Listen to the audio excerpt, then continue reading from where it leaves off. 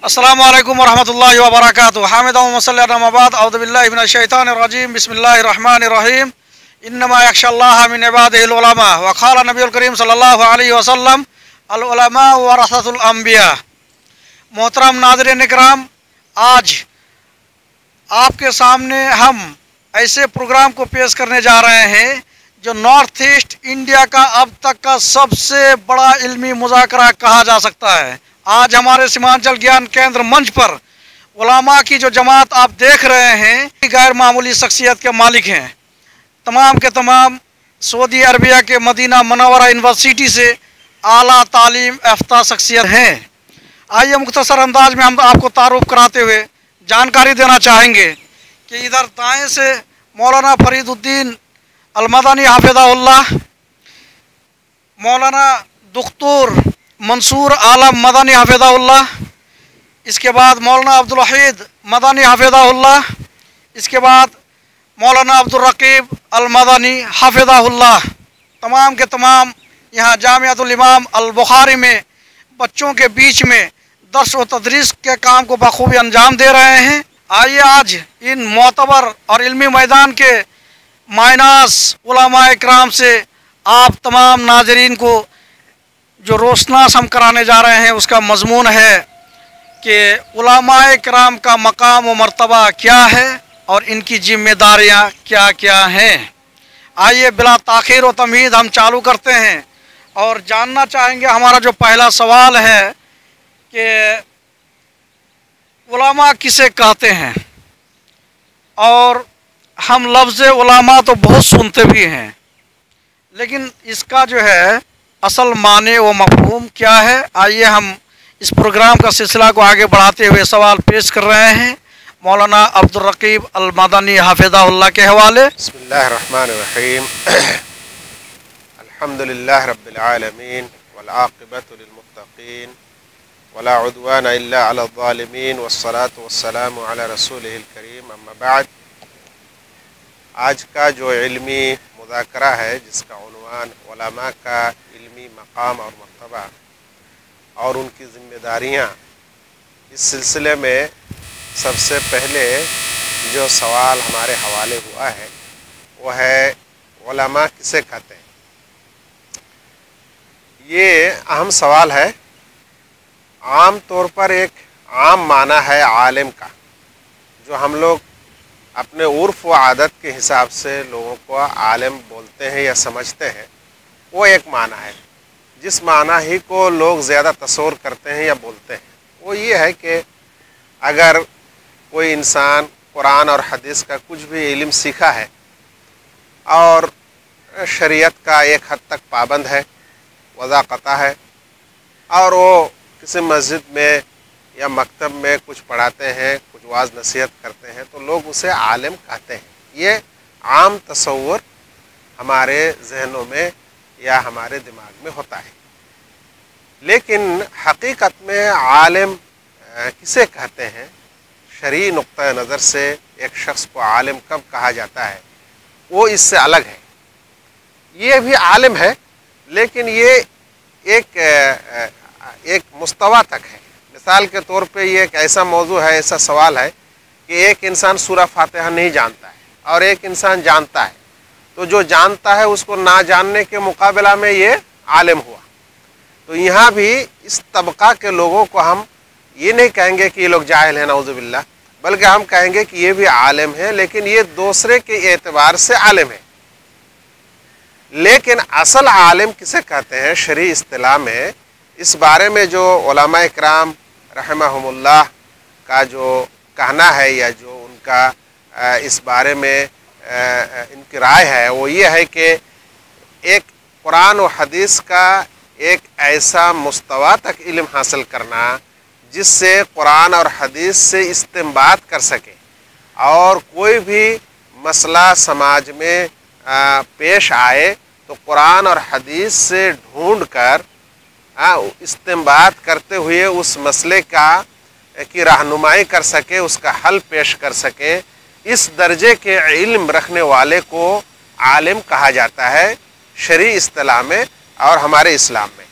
इस बारे में बहुत सारे उलमा ने جو شروط ان کے لیے رکھے ہیں، یا کہیے کہ جو صفات مواصفات رکھے ہیں کہ ایک عالم بننے کے لیے یا ایک حقیقی عالم ہونے کے لیے کیا کیا صفات ان کے اندر ہونی چاہیے، تو سب سے پہلے کلام اللہ یعنی قرآن پاک کہ خاص کر کے آیات الاحکام، یعنی وہ آیات جس میں حکم احکام وارد ہوئے ہیں، جس میں امر و نواہی کے علاوہ اللہ رب العالمین کی طرف سے جو بھی حکم و احکام صادر ہوئے ہیں، اس طرح کے احکامات کو کہتے ہیں آیات الاحکام۔ تو آیات الاحکام کو یاد رکھے اور اس کا تفسیر سمجھے، اس کا معنی و مفہوم سمجھے اور اس کے اصول ضابطہ کو سمجھ سکے اسی زبان میں، یہ پہلی صفت ہے ایک عالم بننے کے لیے۔ دوسری صفت جو احادیث نبویہ ہیں، خصوصاً جن احادیث میں احکامات بیان ہوئے ہیں، ان تمام احادیث کو وہ جانتا ہو مطلب یا تو یاد رکھا ہو، اسی طرح سے اس کا معنی و مفہوم کو سمجھتا ہو، اسی طرح سے صحت اور ضعف کو بھی سمجھتے ہو، کیونکہ جب حدیث میں ضعیف اور صحیح دونوں ہیں اور پھر ضعیف حدیث سے کہیں استدلال کر دے تو فتویٰ ہی غلط ہو جائے گا۔ اس لیے صحت اور ضعف کا حدیث کا جو فن ہے اس میں بھی وہ علم رکھے، خصوصاً جو 6 مشہور حدیث کی کتاب ہے، ان کتابوں کے بارے میں اس کا اچھا خاصا علم ہو، صحیح بخاری، صحیح مسلم، سنن ابی داؤد، سنن ترمذی، سنن نسائی، سنن ابن ماجہ، اس طرح سے اور بھی جو احادیث ہیں۔ اس طرح سے ایک عالم بننے کے لیے خصوصاً جو لوگ ہم لوگ اعجمی ہیں یعنی غیر عربی لوگ ہیں، ان کے لیے خاص کر کے عربی زبان کا جاننا، عربی زبان اس لیے جاننا ضروری ہے کیونکہ قرآن اور حدیث اور شریعت کا علم یعنی عالم بننے کا آلہ یہ دار و مدار رکھتا ہے عربی زبان پر۔ تو عربی زبان پر عبور حاصل ہونا چاہیے، نحو اور صرف کو جاننا چاہیے اور اس کے ان الفاظ کے مدلولات کو، معنی کو سمجھنا چاہیے۔ یہ ایک اہم شرط ہے، اہم صفت ہے عالم بننے کے لیے۔ تیسرا شرط یہ ہے کہ وہ فقیہ ہو، فقہ یعنی نصوص کو سمجھنا اور نصوص کو استنباط کرنا، فقہ اور اصول فقہ یہ دونوں علم اس کے پاس، یہ ملکہ اس کے پاس ہو۔ اس کے بعد فقہ میں خصوصاً اجماع کی بھی جانکاری ہو، کیونکہ اجماع اگر ایک ایسا فن ہے کہ اگر دلیل ادلہ موجود نہیں ہوتے ہیں اور علماء اس بارے میں فتویٰ دیے ہوتے ہیں، یا پھر علماء کا پہلے سے اجماع ہے اور ہم ایک اجتہاد کر کے دوسرا موقف لے رہے ہیں، تو بھی فتویٰ وغیرہ میں بہت گڑبڑی ہوتی ہے۔ اسی طرح سے عالم بننے کے لیے ناسخ منسوخ کا علم یہ جاننا بہت ضروری ہے۔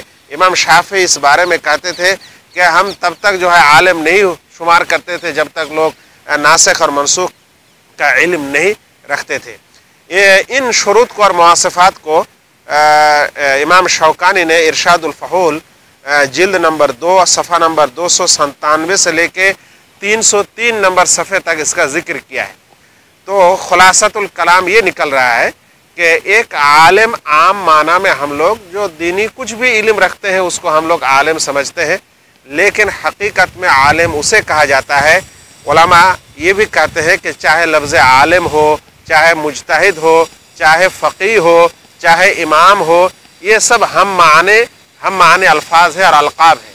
اس کا مفہوم ہوتا ہے کہ قرآن اور حدیث اور فقہ اور نحو اور صرف اور اصول کا اور تفسیر کا اتنا اس کے پاس علم ہو کہ وہ کسی بھی مسائل کا سمادھان، کسی بھی شرعی مسئلے کا استنباط اور اس کا حل ان دلیلوں کے پیش نظر روشنی میں وہ دے سکے، اس کو بذات خود ضرور سمجھے، بذات خود عربی زبان میں اس کو سمجھنے کا آلہ ہو اور اس کا استنباط اور استدلال کا آلہ ہو، اور پھر اس حساب سے وہ حل پیش کر سکے، اسی شخصیت کو ہی عالم کہا جاتا ہے۔ اور حقیقت میں اس مستویٰ کا عالم اس زمانے میں خصوصاً ہمارے معاشرہ میں بہت کم ہو گئے۔ اس لیے جو بھی دنیا میں اس وقت موجود ہیں ہمیں ان کا قدر کرنا چاہیے اور ان سے اس سلسلے میں استفادہ کرنا چاہیے۔ उलमा का मफहूम क्या है, अच्छी तरह से मौलाना हम लोग को अभी समझा रहे थे और हम लोग बखूबी सुन भी रहे थे। लेकिन अब आइए दूसरा सवाल आपके सामने हम पेश कर रहे हैं मौलाना अब्दुल वहीद अल मदनी हफिज़हुल्लाह से। उलमा इकराम का मकाम और मर्तबा के बारे में कुरान में क्या कुछ बयान हुआ है, ज़रा हमारे सामने इनको बताया जाए। जी।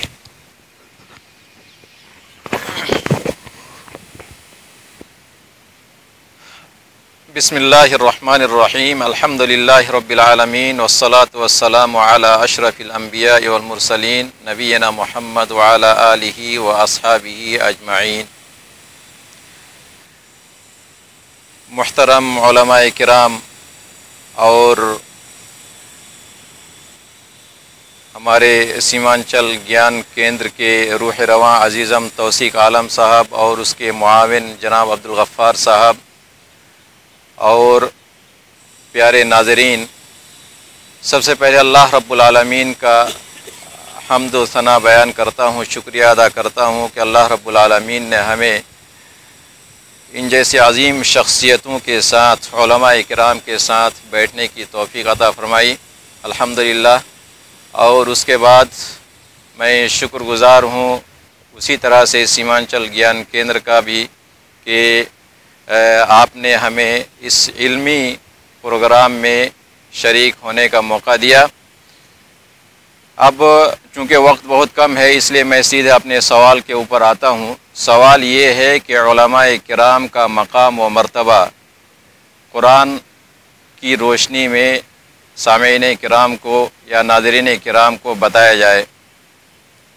देखिए, कुरान करीम में उलमाए किराम का जो मकाम व मर्तबा है, इस सिलसिले में बहुत सारी आयतें वारिद हैं जिनको इस कम वक्त में बयान करना मुमकिन नहीं है।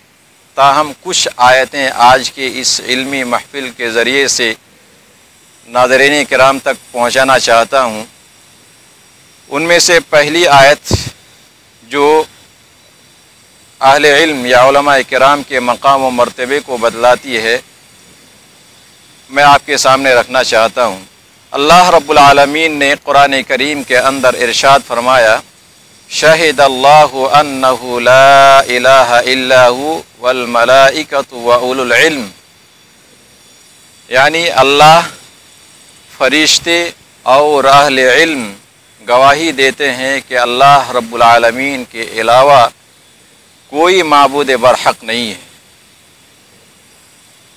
इस आयत करीमा के अंदर अल्लाह रब्बुल आलमीन ने उलमाए किराम की अज़मत, उसकी क़द्र व मंजिलत और उनके मकाम व मर्तबा को बयान किया है। जैसा कि इमाम क़ुरतुबी रहमहुल्लाह ने अपनी तफसीर में भी इस चीज़ का ज़िक्र किया है। और उनके इन क़द्र व मंजिलत को, उनकी अज़मत को समझने के लिए इस आयत करीमा की रोशनी में हम इसको तीन नुक्तों के ज़रिए से समझ सकते हैं। पहला नुक्ता ये है कि अल्लाह रब्बुल आलमीन ने फ़रिश्तों के साथ अहले इल्म का यानी उलमाए किराम का ज़िक्र किया, जो उसकी मकाम व मर्तबा, उनकी आज़मत और उनकी क़द्र व मंजिलत को बतलाता है। क्यों?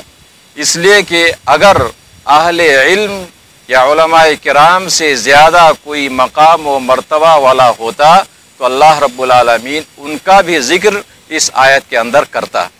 लेकिन अल्लाह रब्बुल आलमीन ने फ़रिश्तों के साथ सिर्फ़ अहले इल्म का ज़िक्र किया, जो उनकी क़द्र व मंजिलत और उनकी आज़मत को बतलाता है। दूसरा नुक्ता इस सिलसिले में ये है कि रोज़मर्रा की ज़िंदगी में हम देखते हैं कि दुनिया का हर मुसलमान अगर वो आक़िल है, बालिग़ है या शहादत व गवाही के तमाम शुरूत उनके अंदर पाए जाते हैं तो उनकी शहादत या गवाही काबिल कबूल है। उसके बावजूद अल्लाह रब्बुल आलमीन ने अपनी उलूहियत की सबूत के लिए फ़रिश्तों के साथ सिर्फ़ अहले इल्म या उलमाए किराम की शहादत या गवाही का ज़िक्र किया, जो इनके मकाम व मर्तबा को बतलाता है। तीसरा नुक्ता इस सिलसिले में ये है कि अहले इल्म की शहादत या गवाही, फ़रिश्तों की शहादत या गवाही, अल्लाह रब्बुल आलमीन की शहादत या गवाही, اس کا معیار کیا ہے، اس کی کوالٹی کیا ہے، اس کے طرف بھی اللہ رب العالمین نے اس آیت کریمہ کے اندر اشارہ کیا ہے۔ اور وہ اشارہ ہم اس طریقے سے سمجھ سکتے ہیں کہ اللہ رب العالمین نے اپنی شہادت اور گواہی، فرشتوں کی شہادت اور گواہی، اور اسی طرح سے اہل علم کی شہادت اور گواہی کو ایک ہی فعل کے ذریعے سے ذکر کیا ہے۔ فرمایا شہد اللہ انہ لا الہ الا ھو والملائکۃ واولو العلم، اللہ، فرشتے اور اہل علم گواہی دیتے ہیں کہ اللہ رب العالمین کے علاوہ کوئی معبود برحق نہیں ہے۔ اللہ رب العالمین نے یہاں یہ نہیں فرمایا کہ شہد اللہ انہ لا الہ الا ھو، کہ اللہ رب العالمین گواہی دیتا ہے، اور اس کے بعد یہ نہیں کہا کہ شہد الملائکہ، کہ فرشتے گواہی دیتے ہیں، اور پھر سے الگ سے فعل استعمال نہیں کیا، اور یہ نہیں کہا کہ شہد اولو العلم، جو اس سے پتہ یہ چلتا ہے کہ اللہ رب العالمین نے ایک ہی فعل میں تمام کے گواہوں کو، تمام کی شہادت کو ذکر کیا، جو اہل علم کے مقام و مرتبہ کو بتلاتا ہے۔ اسی طرح سے دوسری آیت ہے، اللہ رب العالمین نے قرآن کریم کے اندر ارشاد فرمایا قُل رب زدنی علما، اللہ رب العالمین نے نبی علیہ الصلاۃ والسلام جیسی ہستی کو علم میں اضافے کی دعا مانگنے کا حکم دیا۔ پتہ یہ چلا کہ علم یا صاحب علم، اہل علم اور علماء کرام جو کہ علم کی صفت سے متصف ہے، ان کا مقام و مرتبہ کیا ہے۔ اللہ رب العالمین نے اللہ کے رسول صلی اللہ علیہ وسلم جیسی ہستی کو علم میں اضافے کی دعا مانگنے کا حکم دیا۔ اگر علم سے زیادہ کوئی اور اہم چیز ہوتی تو اللہ رب العالمین نبی علیہ الصلاۃ والسلام کو اس چیز کا حکم دیتے کہ آپ اس چیز میں یا مال و دولت کے میں اضافے کی دعا اللہ رب العالمین سے کیجیے، لیکن پتہ یہ چلتا ہے کہ نہیں، مال و دولت کی اہمیت اللہ رب العالمین کے نزدیک نہیں ہے، یا دوسری چیزوں کی اہمیت اللہ رب العالمین کے نزدیک اتنی نہیں ہے جتنی اہمیت علم کی ہے۔ اسی لیے اللہ رب العالمین نے نبی علیہ الصلاۃ والسلام کو اس چیز میں اضافے کی دعا مانگنے کا حکم دیا۔ اسی طرح اللہ رب العالمین نے قرآن کریم کے اندر ارشاد فرمایا، کافی معروف آیت ہے، انما یخشی اللہ من عبادہ العلماء، اللہ رب العالمین سے حقیقی طور پر علماء کرام ہی ڈرتے ہیں۔ کیوں؟ اس لیے کہ اللہ رب العالمین کی معرفت یہ علماء کرام ہی رکھتے ہیں، اور جن کے اندر اللہ رب العالمین کی معرفت ہوتی ہے وہ اللہ رب العالمین سے خوف کھاتے ہیں۔ اسی طرح کی بے شمار آیتوں کے اندر اللہ رب العالمین نے علماء کرام کی قدر و منزلت، ان کی اہمیت اور ان کی عظمت کا ذکر کیا ہے، لیکن وقت کم ہے، اس لیے میں انہی نصوص پر اکتفا کرتا ہوں۔ اللہ تعالیٰ سے دعا ہے کہ اللہ رب العالمین ہم تمام کو اہل علم یا علماء کرام کی قدر و منزلت کو جاننے پہچاننے کی توفیق عطا فرمائے، آمین۔ وصلی اللہ علی نبینا محمد وسلم تسلیما کثیرا۔ اور اب جو ہے باری باری سے سوالات کا سلسلہ اب آگے بڑھاتے ہوئے مولانا فرید الدین المدنی حفظہ اللہ سے گزارش کریں گے اور جاننا چاہیں گے کہ مولانا فرید الدین المدنی کے سامنے سوال ہے کہ علماء کرام کے مقام و مرتبہ کے بارے میں حدیث رسول صلی اللہ علیہ وسلم میں بھی کوئی ذکر ہے کیا؟ شیخ اس کے بارے میں ذرا وضاحت کیا جائے۔ الحمدللہ رب العالمین والصلاة والسلام على اشرف الانبیاء والمرسلین نبینا محمد وعلى آلہ وصحبہ اجمعین۔ محترم علماء کرام و ناظرین، سیمانچل گیان کیندر میں یہ پروگرام اپنی نوعیت کا پہلا پروگرام ہے۔ اللہ رب العزت ہم سب کی دینی خدمات کو شرف قبولیت سے نوازے، آمین۔ مجھ سے جو سوال کیا ہے وہ سوال ہے کہ احادیث نبویہ میں علماء کا مقام کیا آیا ہے۔ تو اس سلسلے میں دو حدیث پیش کرنا چاہوں گا۔ نبی کریم صلی اللہ علیہ وسلم کا فرمان ہے کہ وَإِنَّ الْعَالِمَ لَيَسْتَغْفِرُ لَهُ مَنْ فِي السَّمَاوَاتِ وَمَنْ فِي الْأَرْضِ والحیتان فی جوف الماء، کہ علماء کرام کا مقام یہ ہے کہ علماء کرام کے لیے ساری مخلوقات دعائیں کرتی ہے، استغفار کرتی ہے، مغفرت طلب کرتی ہے۔ مچھلیاں بھی پانی کے پیٹ میں، پانی کے اندر علماء ربانی کے لیے استغفار کرتے ہیں۔ اس سے علماء کے شرف اور مقام کا پتہ چلتا ہے۔ علماء کے مقام کا اندازہ ہم اس سے بھی لگا سکتے ہیں کہ علماء کرام انبیاء کرام علیہم السلام کے حقیقی وارث ہیں۔ جو حدیث میں نے پڑھی اسی میں آگے اللہ کے نبی صلی اللہ علیہ وسلم فرماتے ہیں کہ وَإِنَّ فَضْلَ الْعَالِمِ عَلَى الْعَابِدِ كَفَضْلِ الْقَمَرِ لَيْلَةَ الْبَدْرِ عَلَى سَائِرِ الْكَوَاكِبِ، کہ ایک عالم کا مقام ایک عابد پر ویسا ہی ہے جیسا چودھویں کے رات کی فضیلت، چودھویں کے چاند کی فضیلت سارے ستاروں پر ہے۔ اور آگے اللہ کے نبی صلی اللہ علیہ وسلم مزید فرماتے ہیں وَإِنَّ الْعُلَمَاءَ وَرَثَةُ الْأَنْبِيَاءِ، کہ علماء کرام انبیاء کرام علیہم السلام کے وارث ہیں۔ تو میرے بھائیوں، انبیاء کرام کے وارث ہیں علماء کرام۔ یہ علماء کرام کا بہت بڑا مقام ہے۔ جس طرح نبوت کے مقام اور رتبے سے بڑھ کر کوئی مقام اور رتبہ نہیں، ٹھیک اسی طرح علماء کرام کے شان وراثت سے بڑھ کر کوئی شان نہیں ہو سکتا ہے۔ ایک اور حدیث کے اندر اللہ کے نبی صلی اللہ علیہ وسلم فرماتے ہیں الا ان الدنیا ملعونۃ، لوگو خبردار، دنیا ملعون ہے، باعث لعنت ہے، وما فیہا، اور دنیا کے اندر جو کچھ ہے سب ملعون ہے، الا ذکر اللہ، سوائے اللہ کے ذکر کے، وما والاہ، اور اللہ سبحانہ و تعالیٰ کی پسندیدہ چیزوں کے، محبوب چیزوں کے، وعالم او متعلم، اور سوائے عالم اور متعلم کے۔ اس حدیث سے بھی علماء کرام کے مقام کا پتہ چلتا ہے۔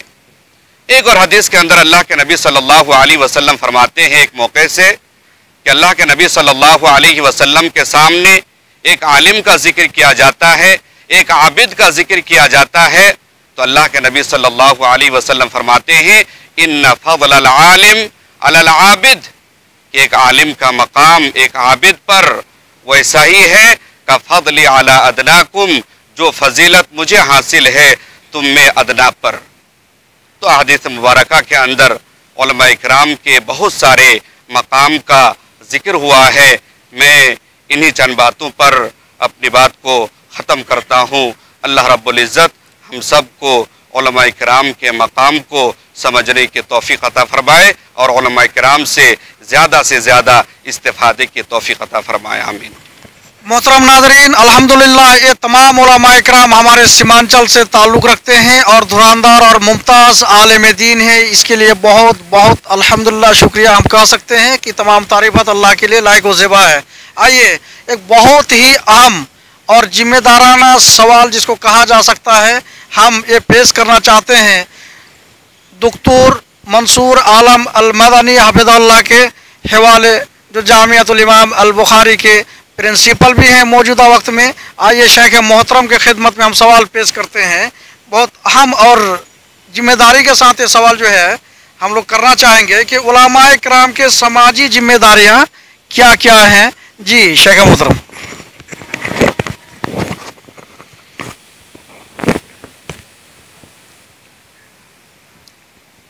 السلام علیکم ورحمۃ اللہ وبرکاتہ۔ الحمد للہ رب العالمین والعاقبۃ للمتقین والصلاة والسلام علی رسولہ محمد وعلی آلہ وصحبہ اجمعین۔ ومن تبعهم بإحسان إلى يوم الدين أما بعد أعوذ بالله من الشيطان الرجيم بسم الله الرحمن الرحيم إنما يخشى الله من عباده العلماء۔ محترم ناظرین کرام، آپ سبوں کا سیمانچل گیان کیندر میں پرتپاک استقبال ہے۔ جو سوال مجھ سے پوچھا گیا وہ ہے علماء کی سماجی ذمہ داریاں کیا ہیں۔ آج کے اس پرفتن دور میں یہ سوال بہت ہی اہم ہے اور اس کو سمجھنے کے لیے حالات کو سمجھنا بھی ضروری ہے۔ اس سے پہلے علماء کا مقام و مرتبہ قرآن و حدیث کی روشنی میں آپ کے سامنے بیان کیا گیا۔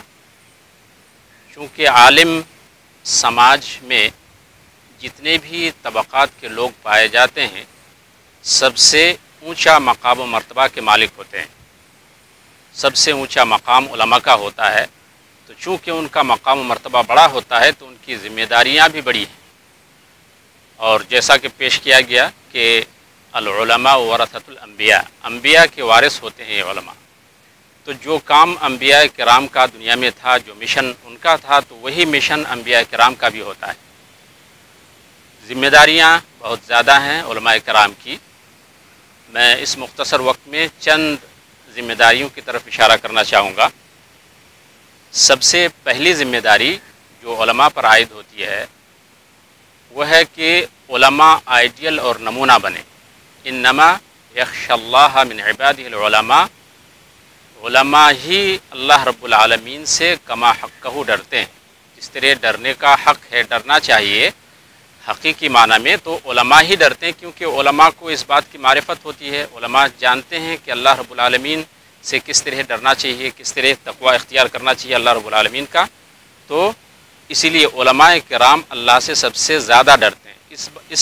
اس آیت سے اس بات کی طرف اشارہ ہے کہ حقیقی معنی میں علماء وہی ہوتے ہیں جو باعمل ہیں، اپنے علم کے مطابق عمل کریں۔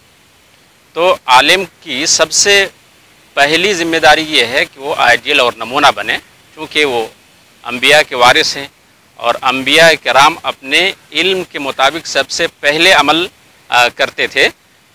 تو علماء کو بھی سب سے پہلے اپنے علم پر عمل پیرا ہونا ہوگا، اور سماج کے لیے، لوگوں کے لیے، عوام کے لیے ان کو آئیڈیل اور نمونہ بننا ہوگا۔ اس سلسلے میں بہت سارے نصوص ہیں۔ اللہ تعالیٰ نے ومن احسن قولا ممن دعا الی اللہ وعمل صالحا، صرف لوگوں کو اچھائی اور بھلائی کی طرف بلانا کافی نہیں، بلکہ اس کے ساتھ ساتھ خود بھی نیک عمل اور اچھا عمل کرنا ہوگا۔ آج ہمارے سماج میں یعنی کچھ علماء، بہت ہی چند اور معمولی کم علماء کے کچھ بد عملی کی وجہ سے ہمارے عوام ہم سے متنفر ہوتے ہیں، اور ان کو دلیل بنا کر کے علماء سے دوری اختیار کر لیتے ہیں، جو کہ بالکل مناسب نہیں ہے۔ تو اس لیے سب سے پہلی ذمہ داری یہ ہے کہ علماء اپنے علم کے مطابق عمل کریں۔ دوسری سب سے بڑی ذمہ داری یہ ہے کہ اپنے علم کی روشنی کو وہ پھیلائیں، جیسا کہ اسی حدیث میں پیش کیا گیا کہ انبیاء کے وارث ہوتے ہیں۔ تو وارث کس چیز میں ہے؟ علم کے وارث ہیں۔ تو ان کے اندر جو علم ہے، علماء کے اندر کتاب و سنت کا علم، دین کا علم، شریعت کا علم، تو اس علم کو وہ لوگوں تک پہنچائیں۔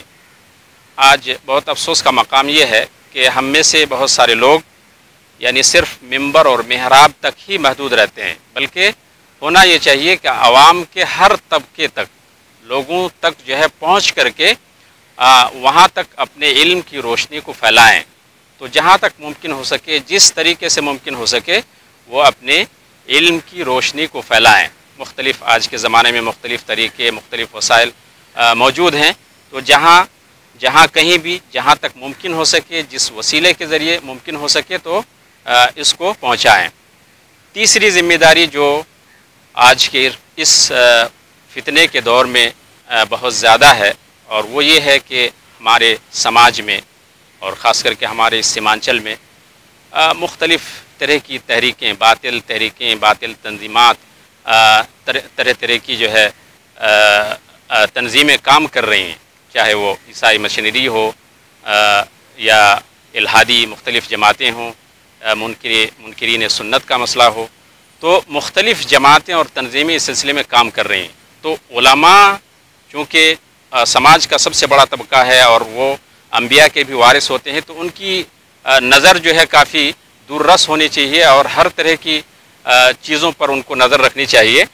تو جو ذمہ داری ان پر عائد ہوتی ہے وہ یہ ہے کہ جو بھی باطل تنظیمیں، تحریکات قرآن اور سنت کے خلاف، کتاب و سنت کے خلاف اس سماج میں پائی جاتی ہیں تو ان کا رد کریں اور عوام کو اس سے باخبر کریں کہ یہ کتاب و سنت کے خلاف ہے، درست نہیں ہے، تو اس سے آگاہ کریں. تو باطل نظریات کا قلع کرنا، ان کو عوام کو جو ہے اس سے دور رکھنا. اور اسی طرح سے امر بالمعروف اور نہی عن المنکر ایک لمبا موضوع ہے. تو یہ علماء کی سب سے اہم ذمہ داری ہے کہ لوگوں کو بھلائی کی طرف بلائیں، دین سے قریب کریں اور برائی سے روکیں. یہ بھی ان کی اہم ذمہ داری ہے. یہ چند مختصر جو ہے ذمہ داریاں ان پر عائد ہوتی ہیں. امید کرتے ہیں کہ علماء کرام اس پر توجہ دیں گے اور اپنی ذمہ داریوں کو سمجھیں گے. اللہ رب العالمین سے دعا ہے کہ اللہ رب العالمین ہم سبوں کو ان ذمہ داریوں کو سمجھنے اور اس پر عمل کرنے کی توفیق عطا فرمائے. محترم ناظرین، اب 5واں سوال لے کر کے ہم جو ہے مولانا عبدالرقیب المدنی حفظہ اللہ کی طرف پھر رجحان کر رہے ہیں، ان کی طرف موو کر رہے ہیں اور مولانا سے ہم جاننے کی کوشش کریں گے کہ محترم علماء کرام کے ذاتی ذمہ داریاں کیا کیا ہے. جبکہ محترم ناظرین، آپ لوگوں نے اس سے جو قبل جو سوال رہا، جو آپ سن رہے تھے کہ سماجی ذمہ داریاں کیا کیا ہیں، جیسے مولانا صاحب سے ہم لوگ بخوبی سماعت فرما رہے تھے، دیکھ بھی رہے تھے. اور یہ جو ہے پھر ہم مولانا عبدالرقیب صاحب سے جاننا چاہیں گے کہ جو ہے ان کی ذاتی ذمہ داریاں کیا کیا ہیں، وہ ہمارے سامعین کو، ناظرین کو ذرا اس سے آگاہ کیا جائے. جی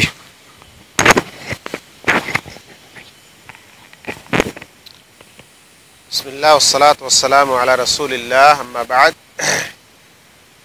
سوال یہ ہوا ہے کہ علماء کی ذاتی ذمہ داریاں کیا کیا ہیں. ذاتی ذمہ داریاں کا مطلب فردی ذمہ داریاں ہیں، ہر ایک شخص کو جو کرنا پڑتا ہے، جس کو کرنا ضروری ہوتا ہے. پہلی بات تو یہ ہے کہ اللہ رب العالمین نے سب سے پہلے اپنے ذات کو ہی دیکھنے کے لیے کہا ہے اور اسی کو بچانے کے لیے، جہنم سے بچانے کے لیے کہا ہے. اللہ تعالیٰ نے فرمایا یا ایھا الذین آمنوا قوا انفسکم واہلیکم نارا. تو قوا انفسکم اس لفظ میں سب سے پہلے اپنے نفس کو، اپنے آپ کو ہی جہنم سے بچانے کا حکم ہے. اس کا مطلب یہ ہوا کہ ذاتی ذمہ داری کی ایک بڑی اہمیت ہے. اور یہ بات بھی سچ ہے، اس زمانے میں ہم لوگ کچھ ایسے لوگوں کو دیکھتے ہیں کہ وہ لوگ اپنی ذات کو چھوڑ کر باقی تمام ذمہ داریوں پہ بات کرتے ہیں. کبھی اپنے سماج کے، اپنے گاؤں کے، اپنے دیش کے، اپنے ملک کے، یہاں تک کہ اپنے چائے کی دکان میں بیٹھ کے عالمی ذمہ داری کی بات وہ کر لیتے ہیں، انٹرنیشنل. لیکن اپنی ذات میں جو ذمہ داری ہے وہ ذمہ داری نہیں نبھاتے. اس لیے ایک انسان کو دوسری ذمہ داری کو نبھانے سے پہلے اپنی ذاتی ذمہ داری کے بارے میں سوچنا اور اس کو کما حق ہو ادا کرنا، یہ ان کا سب سے پہلا فریضہ ہے. یہاں ایک نقطہ اور بتانا چاہتا ہوں اور بتانا مناسب سمجھتا ہوں، وہ یہ ہے کہ ایک علماء کی جو ذاتی ذمہ داری ہوگی، یہ ایک حد تک ہر ایک کی ذمہ داری ہوتی ہے، چاہے وہ عالم ہو یا نہ ہو. ذاتی ذمہ داری جو ہوتی ہے وہ فقط ایک عالم ہونے کی بنیاد پر ان کی ذمہ داری الگ ہوگی اور ایک عالم نہیں ہے اس لیے ان کی ذاتی ذمہ داری الگ ہوگی، ایسی نہیں ہو سکتی. بلکہ ذاتی ذمہ داری میں عالم اور غیر عالم تمام اس میں شریک ہوتے ہیں. میں آپ کو آپ کے نظر، آپ کے حوالے کچھ ذمہ داریوں کو بتانا چاہتا ہوں. سب سے پہلی ذمہ داری، چاہے وہ عالم ہو چاہے وہ عالم نہ ہو، جو اللہ تعالیٰ نے ہم لوگوں پر سب سے پہلی ذمہ داری عائد کی ہے وہ یہ ہے کہ اللہ تعالیٰ نے ہمیں کیوں پیدا کیا، جس مقصد سے پیدا کیا اللہ تعالیٰ نے، اس مقصدیت کو اور اس مقصد کو ادا کرنا یہ سب کی ذمہ داری ہے، چاہے وہ عالم ہو چاہے وہ عالم نہ ہو. اور وہ ذمہ داری اللہ رب العالمین بہت واضح الفاظ میں بتا دیا ہے، وَمَا خَلَقْتُ الْجِنَّ وَالْإِنسَ إِلَّا لِيَعْبُدُونَ. ہم نے جن اور انسان کو میری عبادت کے لیے پیدا کیا ہے. اس لیے اس ذمہ داری کو سمجھنا ایک عالم کو بھی ضروری ہے، دوسرے کو بھی ضروری ہے کہ اللہ نے ہمیں اس دنیا میں کیوں پیدا کیا، جس وجہ سے پیدا کیا، جس سبب سے پیدا کیا، جس مقصد سے پیدا کیا، وہ مقصد میں ادا کر رہا ہوں یا نہیں۔ اگر کر رہا ہوں تو الحمدللہ، اور کوتاہی ہے تو اس میں دور کر لیا جائے، نہیں ادا ہو رہا ہے، نہیں ادا ہو رہی ہے تو اس کو ادا کرنا شروع کر دیا جائے، اور وہ ہے اللہ رب العالمین کی عبادت کرنا، جس وجہ سے اللہ تعالیٰ نے ہمیں اس دنیا میں پیدا کیا ہے۔ ہر شخص کو یہ ذمہ داری بہت اچھی طرح سے سمجھ لینا چاہیے۔ اس کے بعد ان ذاتی ذمہ داریوں میں، چونکہ عبادت ہی اصل مقصد ہے ذاتی ذمہ داری میں، تو ان عبادتوں میں سب سے فرض عبادت یہ ہے کہ انسان اپنا ایمان، اپنا عقیدہ اور توحید کو سدھارے اور توحید پر برقرار رہے۔ یہ اپنا عقیدہ کو صاف کرنا اور توحید کے عقیدے پر برقرار رہنا، یہی اصل میں سب سے بڑی ذمہ داری ہے، جس کا تعلق اعتقاد سے ہے اور ایمان سے ہے۔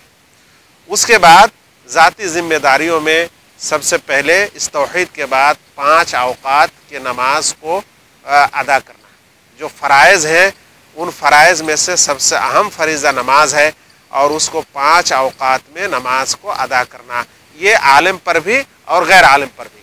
لیکن یہاں ایک مسئلہ یہ ہوتا ہے کہ ایک عالم ہونے کے باوجود اگر وہ 5 اوقات کے نماز میں کوتاہی کرتا ہو تو ایسی صورت میں سماج میں بہت برا میسج جاتا ہے کہ شاید نماز کی اتنی اہمیت نہیں ہے، یا فلاں عالم تو فجر میں حاضر نہیں ہوا تو ہم لوگ بھی حاضر نہیں ہو سکتے، وغیرہ وغیرہ۔ بمعنی اس ذاتی ذمہ داری میں عوام سے زیادہ علماء کو پہل کرنا چاہیے اور پیش رہنا چاہیے، تاکہ علماء کا یہ میسج جائے کہ یہ اہم عبادت ہے، اور اس میں وہ کتنا ہی بڑا عالم کیوں نہ ہو، وہ اس سے پیچھے نہیں ہو سکتا، اور اس کے لیے کوئی خاص چھوٹ اس کے لیے نہیں۔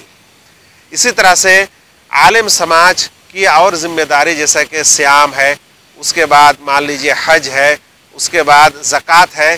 یہ دیکھا جاتا ہے علماء کرام زکوٰۃ تو لوگوں سے وصول کرتے رہتے ہیں مختلف مسائل میں، مختلف اسباب کی بنیاد پر، ضروریات کی بنیاد پر، لیکن خود پر زکوٰۃ جو واجب ہوا ہے، فرض ہوا ہے، اس کا اسے کوئی خبر نہیں، اور وہ زکوٰۃ ادا نہیں کرتے ہیں۔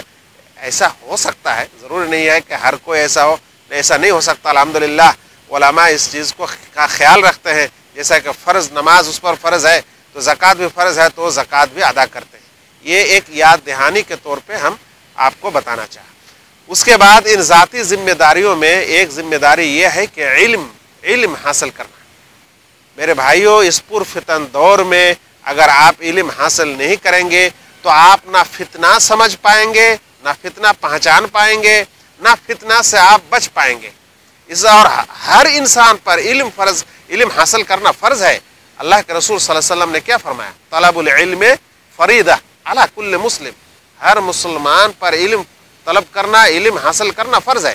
آج ہم دنیا میں دیکھتے ہیں کہ ٹھیک ہے، عالم چاہے وہ چھوٹا ہو یا بڑا ہو یا متوسط قسم کا ہو، انہوں نے تو کچھ علم حاصل کیا، لیکن عوام ہم لوگ علم حاصل کرنا ہی نہیں چاہتے، یا پھر ہم یہ سمجھتے ہیں کہ جو عصری علوم ہے وہ سیکھ لینا، حاصل کرنے لائی ہماری کامیابی ہے، جبکہ علم حاصل کرنے کا مطلب یہی ہوتا ہے کہ وہ جس رب نے، جس اللہ نے اس کو پیدا کیا، اس رب کو پہچاننا، اس کے نبی صلی اللہ علیہ وسلم کو پہچاننا، اور اس کے دین کو پہچاننا، اور جس مقصد کے تحت اس کو پیدا کیا گیا ہے اس مقصد کو اور اس ذمہ داری کو سمجھنا، یہ ہوتا ہے علم طلب کرنے کا اصل مقصد، اور جو طلب کرنا ہر انسان پر فرض ہے۔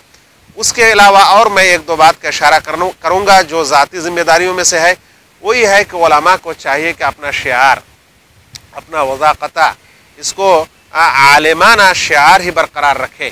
ایسا نہ ہو کہ قرآن و حدیث کا علم تو حاصل کیا مگر وہ اس کا برخلاف، اپنے وضاقتہ میں برخلاف، اپنے فعل اور عمل میں اور قول میں برخلاف، تو یہ بڑا برا اثر جاتا ہے۔ ہم لوگوں نے کبھی کبھی عالم کے لباس پہنے ہوئے لوگوں کو دیکھا ہے کہ وہ لوگ منچ میں، یہ گیان منچ ہے شاید اس میں نہیں ہوتا، لیکن دوسرے منچ میں دیکھا جاتا ہے کہ وہاں بھی وہ سگریٹ نوشی کرتے ہیں، اور وہاں وہ تمباکو بھی اور خینی وغیرہ بھی، گٹکا بھی وہ استعمال کرتا ہے، دیکھا جاتا ہے کہ ٹخنا کے نیچے اس کے کپڑے ہیں، اور دیکھا جاتا ہے کہ اس کی داڑھیاں ناک کے برابر ہیں وغیرہ وغیرہ. تو یہ ذاتی ذمہ داری سے دور رہنا ہے، اور اس ذاتی ذمہ داری کو بھول جانے کی وجہ سے یا کوتاہی کرنے کی وجہ سے دوسرے پر برا اثر جاتا ہے. ان ذاتی ذمہ داریوں میں اور ایک کا اشارہ میں کرنا چاہوں گا، وہ یہ ہے کہ اپنی ذات کو اپنے گھر میں، اپنے اہل خانہ کے اندر بھی وہ عالمانہ رکھے، حکیمانہ رکھے اور محترمانہ رکھے. اس لیے کہ جب آپ کے گھر میں آپ کا اہلیہ، آپ کا بھائی بہن، آپ کے بچے آپ کو دینی شعار میں دیکھیں گے اور دینی وضاقتہ میں دیکھیں گے، دینی کاموں سے آپ کو کاموں کو کرتے دیکھیں گے، تب ان کے اندر یہ جذبہ پیدا ہوتا ہے کہ ہم کو بھی ایسا کرنا چاہیے. بلکہ ان ذاتی زندگی کو اگر وہ گھر میں اچھا بنا لیتے ہیں تو اس کا گھر والے دیکھ دیکھ کے بہت کچھ سیکھ جاتا ہے. اور اس لیے شاید اللہ کے رسول صلی اللہ علیہ وسلم جب فرائض نماز پڑھ لیتے تھے تو سنن و نوافل اپنے گھر میں پڑھا کرتے تھے. اور صحیح مسلم کی ایک روایت یہ ہے کہ اللہ تعالیٰ ان سنن و نوافل جو گھر میں پڑھے جاتے ہیں نماز، ان کے ذریعے ان کے گھر میں خیر کرنے والے ہیں.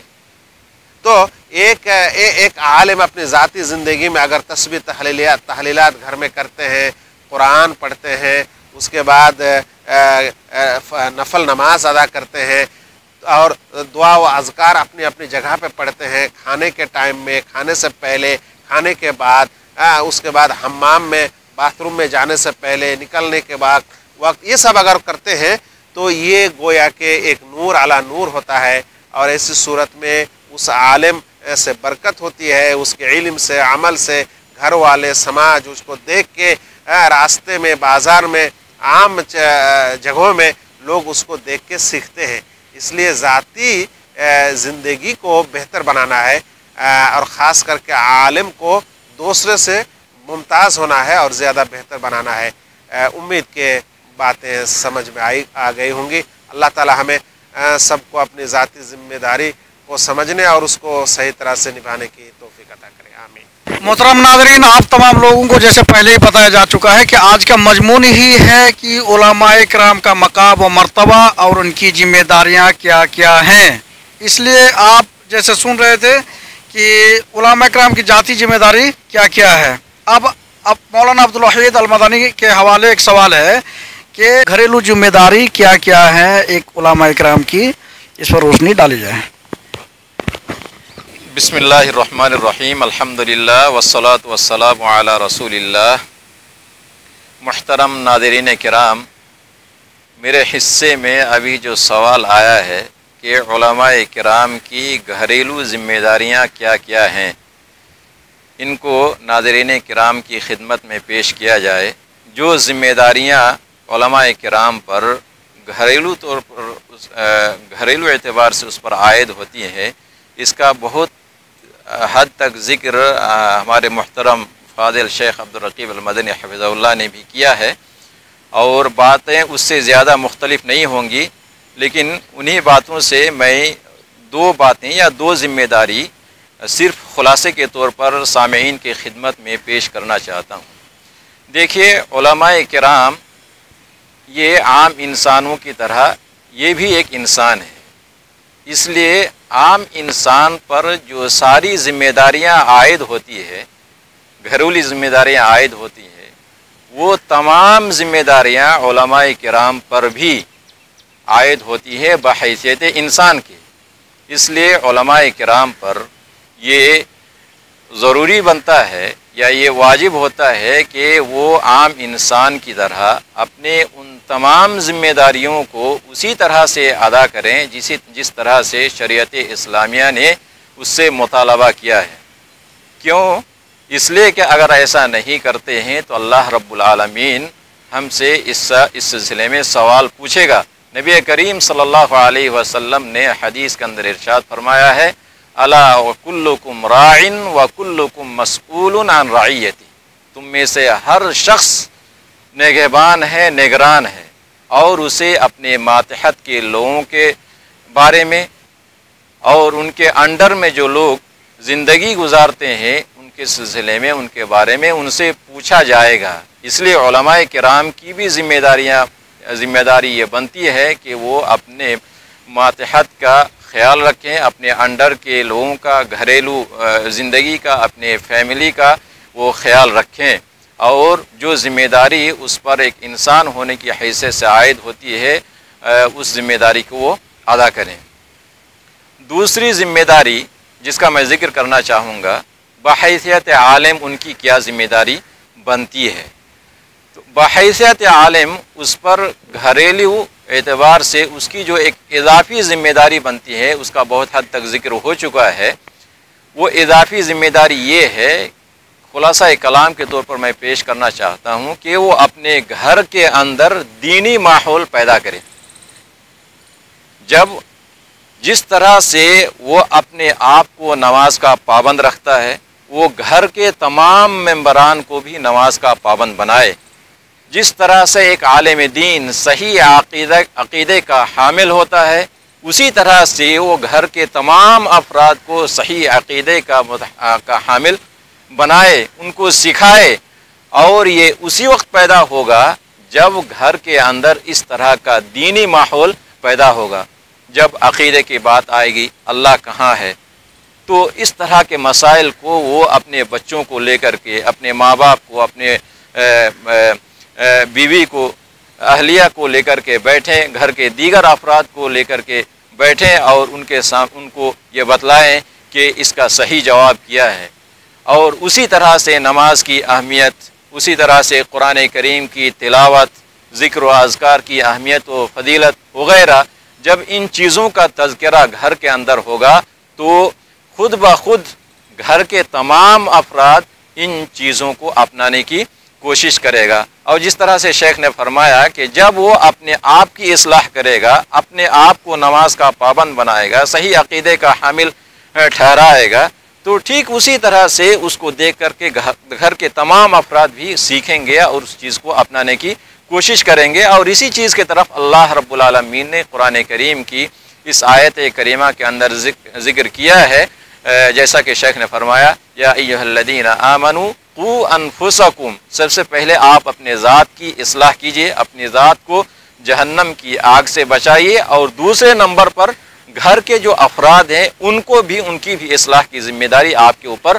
بنتی ہے۔ اس لیے فرمایا قوا انفسکم، نمبر 2 واہلیکم نارا، اور اپنے اہل و عیال کو، گھر کے ممبران کو، گھر کے افراد کو بھی جہنم کی آگ سے بچائیے۔ اور یہ اسی وقت ممکن ہوگا جب ایک گھر کے اندر دینی ماحول ہوگا، اور اس ماحول سے متاثر ہو کر کے گھر کے تمام افراد اپنے آپ کو دینی طور طریقے سے اور مذہبی شعار کے ساتھ اپنی زندگی گزارنے کی کوشش کریں گے۔ اللہ رب العالمین سے دعا ہے کہ اللہ رب العالمین ہمیں اپنی ذات کے ساتھ ساتھ اپنے گھر کی بھی اصلاح کی توفیق عطا فرمائے۔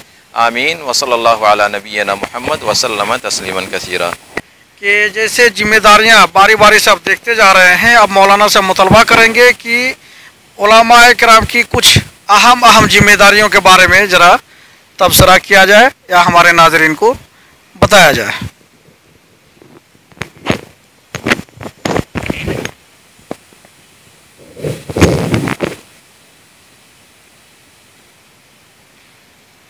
الحمد للہ رب العالمین، والصلاة والسلام علی اشرف الانبیاء والمرسلین، نبینا محمد وعلی آلہ وصحبہ اجمعین۔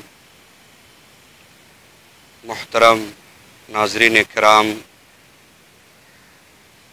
تقریباً علماء کرام کی اہم ذمہ داریوں کا ذکر ہو چکا ہے۔ میں انہی بعض ذمہ داری کی طرف اشارہ کرنا چاہوں گا۔ دراصل حصول علم کا جو مقصد ہے، اور حصول علم کے لیے جو مقصد ہونا چاہیے، وہیں سے ہماری ذمہ داریاں بھی سمجھ میں آ جاتی ہے۔ امام احمد بن حنبل رحمہ اللہ حصول علم کے مقصد کو واضح کرتے ہوئے لکھتے ہیں کہ العلم لا يعدله شيئا، العلم لا يعدله شيء لمن صحت نیته، کہ جس کی نیت صحیح ہو اس کے لیے علم سے بڑھ کر کوئی دولت نہیں ہے۔ لوگ سوال کرتے ہیں کیف تصح النیہ یا ابا عبداللہ، یا ابی عبداللہ نیت کی اصلاح کیسے ہو سکتی ہے؟ امام احمد بن حنبل رحمہ اللہ فرماتے ہیں ینوی رفع الجہل عن نفسہ وعن غیرہ، پہلا مقصد کہ سب سے پہلے اپنی اصلاح کرے، سب سے پہلے جہالت کو اپنے آپ سے دور کرے، وعن غیرہ، اس کے بعد جہالت کو دوسروں سے دور کرے، یعنی دوسروں کی اصلاح کی فکر کرے۔ تو پہلا مقصد حصول علم کا اپنی اصلاح، دوسرا مقصد اپنی اصلاح کے ساتھ ساتھ دوسرے کی اصلاح کی بھی فکر ہو۔ علامہ ابن عثیمین رحمہ اللہ اپنی کتاب شرح حلیہ طالب العلم کے اندر زکوٰۃ کے علم کے حوالے سے چند اہم نکات ذکر کیے ہیں۔ ان میں ایک نقطہ العمل بہ، یعنی علم کے مطابق عمل کرنا۔ آگے لکھتے ہیں لأن العمل بہ دعوۃ الیہ، ایک عالم کا علم کے مطابق عمل کرنا بے شک یقینی طور پر علم کی طرف دعوت دینا۔ اگر ہم اپنے علم کے مطابق عمل کرتے ہیں، علماء کرام اپنے علم کے مطابق عمل کرتے ہیں، تو ان کا عمل کرنا یہ علم کی طرف دعوت دینا ہے۔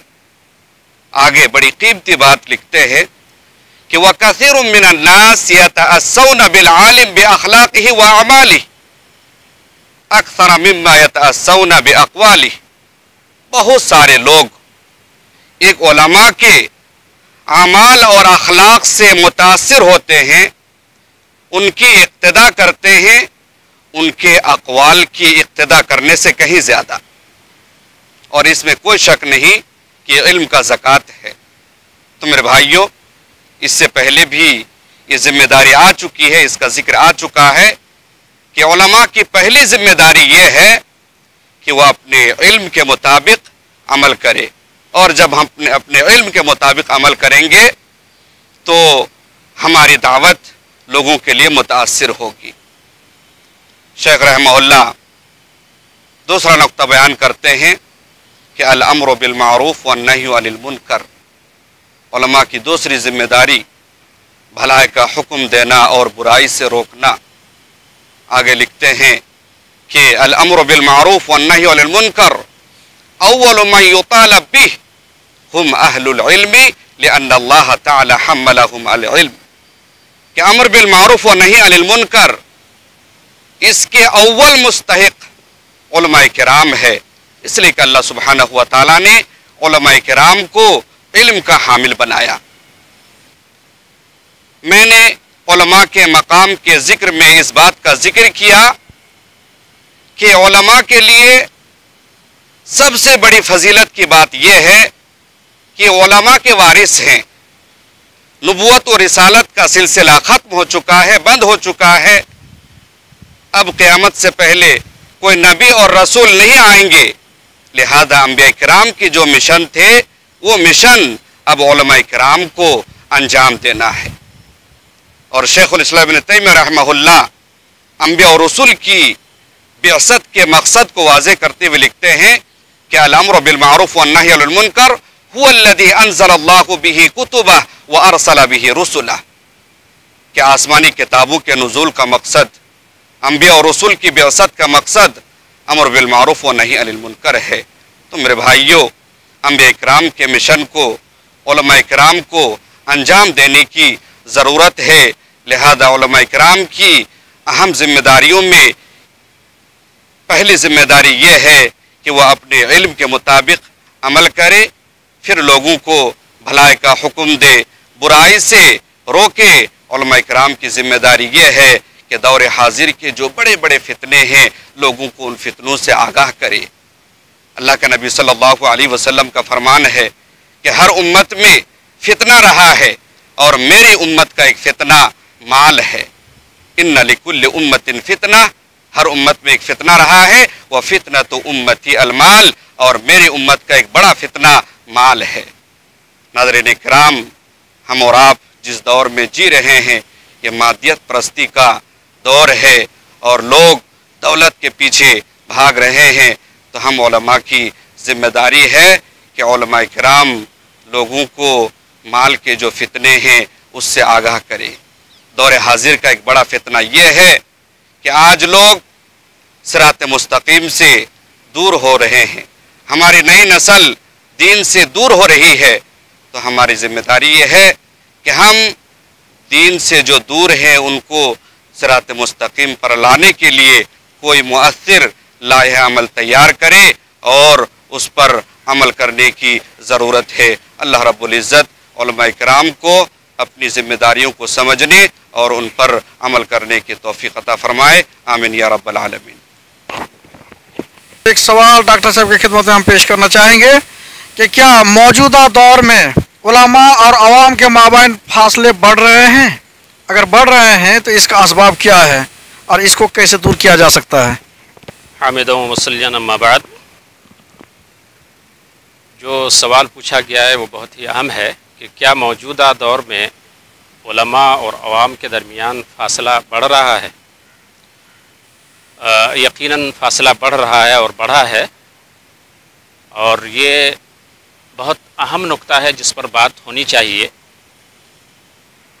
اس سلسلے میں شیخ الاسلام ابن قیم رحمہ اللہ کی ایک بات نقل کرنا چاہتا ہوں۔ انہوں نے اعلام الموقعین میں ایک بات نقل کی ہے اور یہ مستنبت ہے مسند احمد اور اسی طرح صحیح ترمذی کی ایک روایت سے۔ وہ کہتے ہیں علماء کی مثال دیتے ہوئے کہ علماء کی مثال ویسے ہی ہیں، العلماء هم فی الارض کمثل النجوم فی السماء، جیسے آسمان میں ستارے ہیں تو اسی طرح سے زمین میں علماء ہیں۔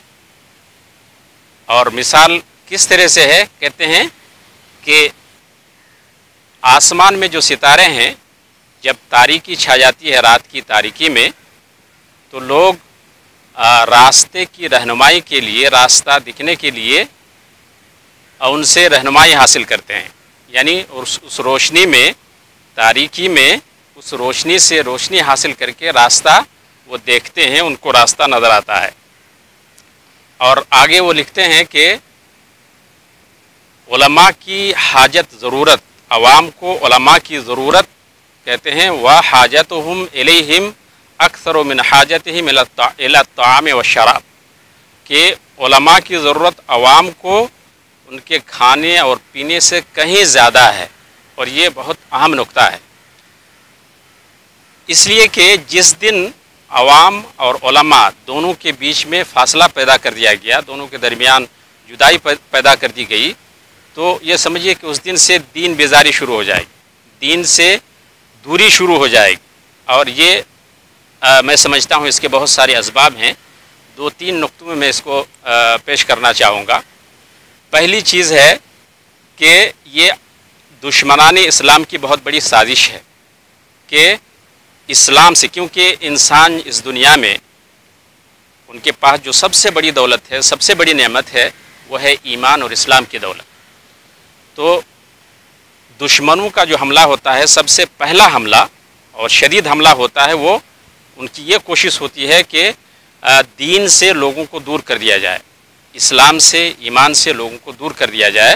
یہ دشمنان اسلام کی ہمیشہ سے کوشش رہی ہے، اور شیطان جب سے اللہ تعالیٰ نے بھیجا ہے دنیا میں انسان کو، شیطان کو بھی بھیجا ہے، اور شیطان نے وعدہ بھی لیا تھا اللہ تعالیٰ سے، اور اس وعدے کے مطابق شیطان بھی اور دشمنان اسلام بھی مسلمانوں کو دین سے پھیرنے کی ہر ممکن کوشش کرتے ہیں۔ تو پھیرنے کا ایک سب سے اچھا طریقہ یہ ہے کہ علماء اور عوام کے درمیان دوری پیدا کر دی جائے، تو اس کا نتیجہ یہ ہوگا کہ لوگ آٹومیٹک طور پر جب علماء سے دور ہو جائیں گے تو دین سے بھی دھیرے دھیرے وہ دوری اختیار کرتے جائیں گے۔ تو یہ دشمنان اسلام کی بہت بڑی سازش ہے۔ دوسرا بڑا سبب آج کے اس دور کے فتنے میں برادرز کا ذکر کیا جاتا ہے، یعنی ایسے لوگ جو متعلم جن کو کہا جا سکتا ہے، اپنے آپ کو وہ عالم دکھاتے ہیں اور باور کراتے ہیں لوگوں کو، لیکن حقیقی معنی میں وہ عالم نہیں ہوتے۔ کتاب و سنت کا علم ان کے پاس نہیں ہوتا ہے، لیکن وہ لوگوں کو یہ دکھاتے ہیں کہ ہم قرآن و سنت کے عالم ہیں۔ تو ایسے لوگ سماج میں بڑھ چڑھ کر کے یعنی وہ اپنے آپ کو دکھاتے ہیں اور عالم کے طور پر پیش کرتے ہیں، تو لوگ ان کی طرف مائل ہوتے ہیں اور علماء سے بدزنی کے شکار ہوتے جا رہے ہیں۔ یہ بھی ایک بہت بڑا سبب ہے۔ تیسرا ایک بڑا سبب ہے کہ خود ہمارے علماء میں بھی کچھ لوگ جہاں ان کے اندر عملی میدان میں کمی پائی جاتی ہے، کچھ کمی خامی ہوتی ہے، تو اس وجہ سے علماء ان سے بدظن ہو جاتے ہیں کہ شاید سارے علماء ایسے ہی ہوتے ہیں، تو کچھ لوگوں کی بدعملی کی وجہ سے علماء سے دوری اختیار کرتے جا رہے ہیں۔ یہ بھی ایک بڑا سبب ہے۔ لیکن یہ ہم سبوں کو جان لینا چاہیے کہ علماء کا مقام مرتبہ بہت بڑا ہے، جیسا کہ پیش کیا گیا مختلف قرآن کی آیتیں، حدیثیں اور علماء کے اقوال کی روشنی میں، کہ علماء اگر نہ ہوں سماج میں، بیچ میں اگر ان کو کاٹ دیا جائے تو گویا کہ دین سے جو ہے دوری اختیار کر لی جائے گی۔ تو اس لیے علماء سے جڑ کے رہنا چاہیے عوام کو، فاصلہ بالکل نہیں ہونا چاہیے۔ جس دن فاصلہ ہوگا تو دین سے دوری ہو جائے گی۔ تو اس کے یعنی دوری کے اسباب کو پہلے ہمیں زائل کرنا ہوگا۔ جو اسباب ہیں ہمارے اندر، ان اسباب کو دور کرنا ہوگا۔ سب سے پہلی چیز جو بیان کی گئی کہ ہمارے اندر یعنی بدعملی ہے، بدعملی کو دور کرنا ہوگا، اسی طرح بدزنی ہے، اس کو دور کرنا ہوگا، اور علماء کی قدر و قیمت کو سمجھنا ہوگا۔ عوام کو، پبلک کو سمجھنا ہوگا کہ علماء کی کیا قدر و قیمت ہے۔ میں امام حسن بصری رحمہ اللہ کے قول پیش کرنا چاہوں گا۔ انہوں نے یہ کہا کہ لولا العلماء لصار الناس کالبہائم، اگر علماء نہ ہوتے تو عوام کی جو ہے قدر و قیمت بالکل بہائم، چوپایوں کی طرح سے ہو جاتی، اور یہی حال ان کا ہو جائے گا۔ تو ان اسباب کو ہمیں زائل کرنے کی ضرورت ہے۔ اور خطیب الہند ابوالکلام آزاد نے بھی اپنے خطاب میں اس بات کی طرف اشارہ کیا تھا، چونکہ بہت زیادہ دور اندیش تھے، تو انہوں نے یہ کہا تھا کہ ایک زمانہ آئے گا کہ جب علماء پر سے جو ہے عوام کا بھروسہ اٹھ جائے گا، دھیرے دھیرے لوگ دوری اختیار کر لیں گے، اور جس کی وجہ سے وہ ضلالت و گمراہی کے شکار ہوتے جائیں گے۔ تو اس چیز کو، اس نقطے کو سمجھنے کی ضرورت ہے، اور ہم علماء کی بھی یہ ذمہ داری ہے کہ عوام کے اندر جو بدزنی ہے ہمارے سلسلے میں، اس کو دور کریں، اور عوام سے ہم قربت اختیار کریں، عوام کو دھیرے دھیرے ہم قریب کریں، اور کتاب و سنت پر جو ہے ان کو عمل کی دعوت دیں، اور اس سلسلے میں جو بھی رکاوٹیں پائی جاتی ہیں تو ان کو ہم دور کرنے کی کوشش کریں۔ اللہ رب العالمین سے دعا ہے کہ ہمیں ان باتوں پر عمل کرنے کی توفیق عطا فرمائے۔ محترم ناظرین، سوالات کا سلسلہ آگے بڑھاتے ہوئے پھر ہم جاننا چاہیں گے کہ علماء کرام کے ملکی و ملی ذمہ داریاں کیا کیا ہیں۔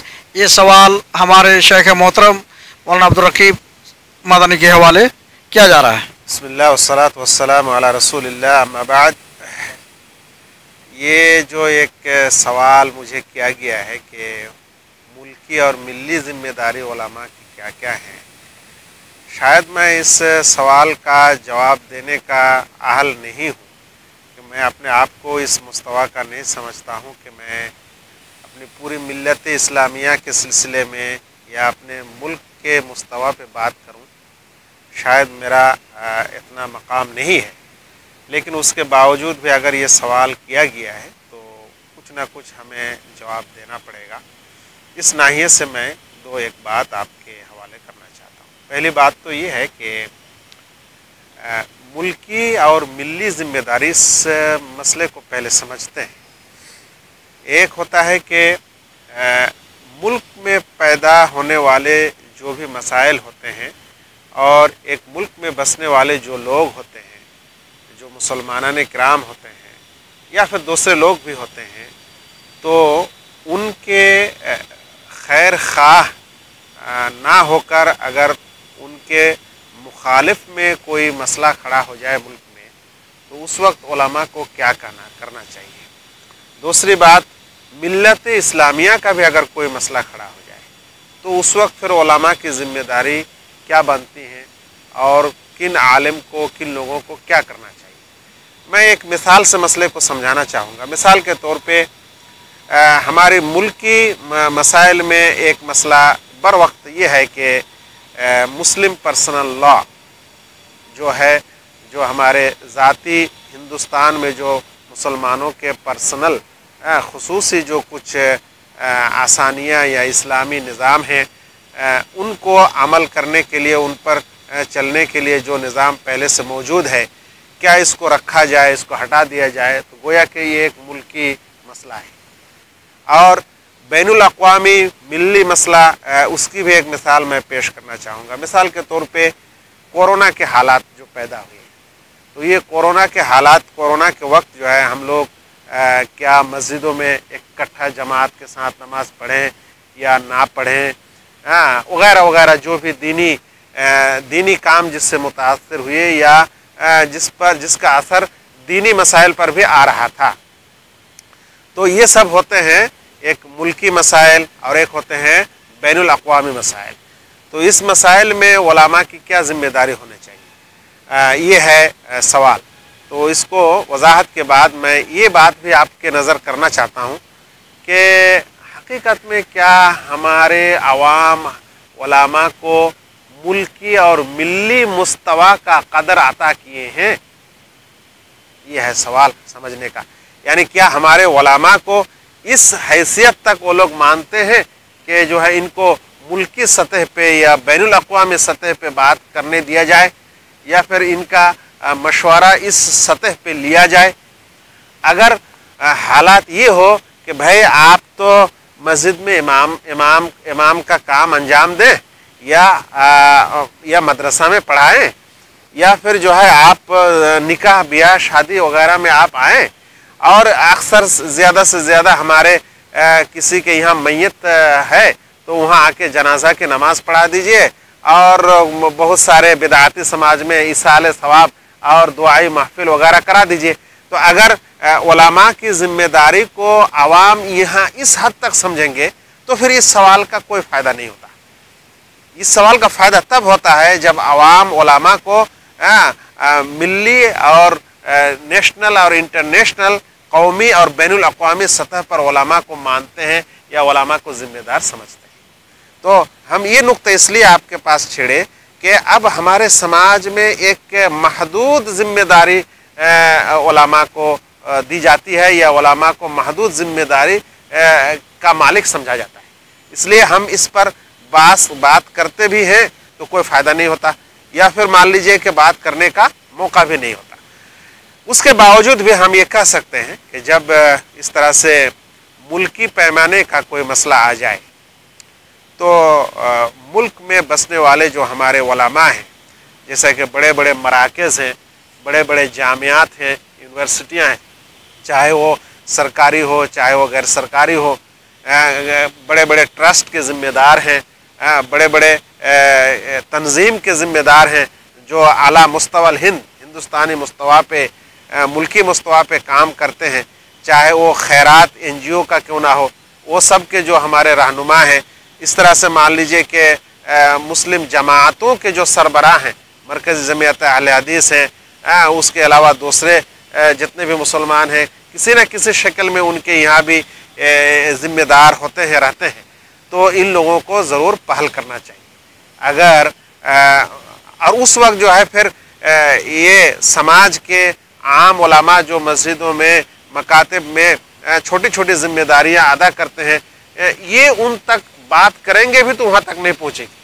اس لیے اس وقت بات کرنے کے لیے ہمیں ان ذمہ داران کو چاہیے کہ یہ پہل کریں، یہ خاموش نہ رہیں، اور ایک سیکولر ملک میں جو قانونی حدود ہیں ان قانونی حدود میں رہتے ہوئے اس کی مخالفت کرے یا اس کی تائید کرے، یا پھر جو ذمہ داران ہیں ہندوستانی پیمانے پہ ان سے ملاقات کرے، ان سے یہ خط و خطابت کرے، ان سے اپنا نمائندہ بھیجے، وغیرہ وغیرہ شکل میں بات کرنا چاہیے، خاموش نہیں رہنا چاہیے۔ اس لیے کہ اس وقت اگر بڑے لوگ خاموش رہ جائیں گے، بڑے ذمہ داران، تو گویا کہ حکومت کے پاس یہ میسج جائے گی کہ تب لوگ پھر مطمئن ہیں ہمارے اس قانون سے اور ہمارے اس اقدام سے، لوگ مطمئن ہیں، کوئی مسئلہ نہیں ہے، اور پھر ایک اور بڑا مسئلہ ملک میں پیدا ہو جائے گا۔ اسی طرح سے مان لیجئے کوئی دنیاوی مسائل بھی اگر ہوں، جیسا کہ NRC کا مسئلہ تھا وغیرہ وغیرہ کا مسئلہ تھا، تو اس وقت بھی فقط عام لوگوں کی ذمہ داری نہیں بنتی تھی، بلکہ یہ ملکی پیمانے پہ تمام چھوٹے بڑے تمام ذمہ داروں کی ذمہ داری بنتی تھی، تو اس پر کام کرنا چاہیے۔ اس کے علاوہ جو جہاں تک ملی مسائل ہیں تو الحمدللہ پوری دنیا میں علماء کی ایک بڑی ٹیم اس وقت بھی موجود ہے۔ سعودی عرب میں فتویٰ بورڈ ہے علماء کبار کا، اس کے بعد مغرب میں بھی ہے، اس کے بعد مصر میں بھی ہے، ہند و پاک میں بھی ہے، وغیرہ وغیرہ ملکوں میں علماء کا جو ہے کبار علماء کی ایک کمیٹی ہے۔ اگر نئی بھی کمیٹی ہے تو کم از کم لوگ جانتے ہیں کہ وہ سب سے بڑے عالم ہیں، سب سے بڑے مفتی ہیں، شیخ ہیں، علامہ ہیں۔ تو اگر اس طرح سے کوئی مسئلہ پیش آتا ہے پوری دنیا میں جو مسلمانوں کے حق میں نہ ہو، یا پھر کوئی ایسا فتوے کی ضرورت ہوتی ہے، یا پھر کوئی ایسا مسئلہ پیش آتا ہے جو دین کا ہو یا دنیا کا ہو، اور اس میں علماء کو سمجھانے کی ضرورت ہے، نئے کتنے سارے مسائل آتے رہتے ہیں۔ ایک زمانہ تھا انشورنس کا مسئلہ آیا، ایک زمانہ تھا کہ ابھی لین دین کے مسئلہ میں مان لیجئے شیئر مارکیٹ کا مسئلہ آیا، اس کے بعد اس طرح سے بہت سارے مسائل رونما ہوتے رہتے ہیں، بے معنی جدید مسائل پیش آتے رہتے ہیں۔ اس وقت دنیا کے ان علماء کو ضرور اس کے بارے میں عوام کو رہنمائی کرنا چاہیے، چاہے وسائل اعلام میں ہو، میڈیا میں ہو، چاہے تحریری شکل میں ہو، چاہے کانفرنس ہو، بین الاقوامی کانفرنس ہو، وغیرہ وغیرہ، اور بہت حد تک یہ سب ہوتا بھی ہے۔